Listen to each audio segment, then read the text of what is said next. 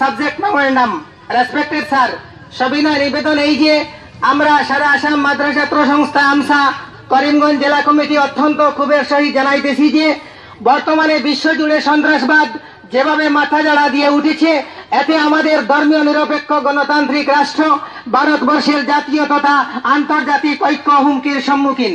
ISIS সহ বিভিন্ন সন্ত্রাসী সংগঠন দেশে দেশে হত্যালীলা চালাচ্ছে। আমরা ধিক্কার জানাই, কারণ কোন ধর্মে সন্ত্রাসের কোনো স্থান থাকতে পারে না।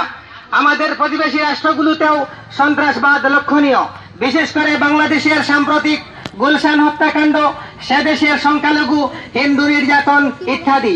মহাশয়, আমাদের 133 কোটি জনতার নানা ধর্ম ও নানা ভাষার স্বর্গভূমি সাম্প্রদায়িক সম্প্রীতিতে পৃথিবীর মধ্যে শ্রেষ্ঠ উপর লাগাতার নির্যাতন বন্ধ করতে ভারত সরকার কর্তৃক বিহিত ব্যবস্থা গ্রহণ করা হোক।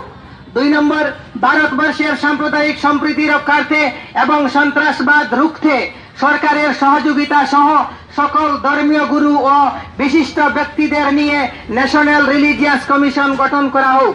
3 নম্বর, ইসলামে যেহেতু সন্ত্রাসের যুগশ্বাস থাকতে পারে না, সেই হেতু ইসলাম এবং মাদ্রাসা নিয়ে আমাদের দেশের কতিপয় সংগঠন ও নেতা আমলার বিদ্রূপ মন্তব্য অবিলম্বে বন্ধ করতে ভারত সরকার সক্রিয় ভূমিকা গ্রহণ করুক। সুতরাং আমাদের অনুপ্রেরণা